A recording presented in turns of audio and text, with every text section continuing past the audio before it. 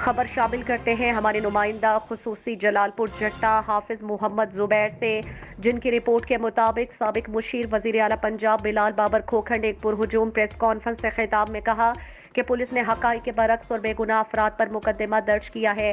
معزز کاروباری شخصیات پر جنہیں تھانے میں دھوکے سے بلا کر ناجائز اسلحہ ڈال کر انہیں ہراساں کیا جا رہا ہے۔ پولیس کی جانبداری بہت سے سوالات کو جنم دے رہی ہے۔ کچھ سہولت کار اور مخالفین ہمیں ڈرا دھمکا کر چودھری برادران سے پیچھے ہٹانے کے خواب دیکھ رہے ہیں۔ ہم انہیں الیکشن کمپین کے دوران گلیوں میں آگے آگے دوڑائیں گے اور ان کی سیاست کو ہمیشہ ہمیشہ کے لیے دفن کر دیں گے۔ بلال بابر کھوکھر نے کہا کہ ہم امن پسند اور قانون کا احترام کرنے والے لوگ ہیں۔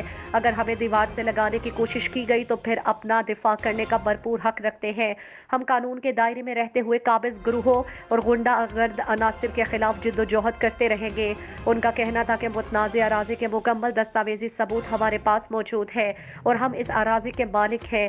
دریں اثنا ان کا کہنا تھا کہ مونس الہی کا الیکشن اپنا ذاتی الیکشن سمجھ کر لڑیں گے، تاہم پاکستان تحریک انصاف میں باقاعدہ شمولیت بارے فیصلہ سنگ دھڑے سے مشاورت کے بعد ہی کریں گے۔ نیز ان کا کہنا تھا کہ اپنا حق لینا جانتے ہیں اور اپنے علاقے میں غنڈہ گردی اور بدماشی کسی صورت برداشت نہیں کریں گے۔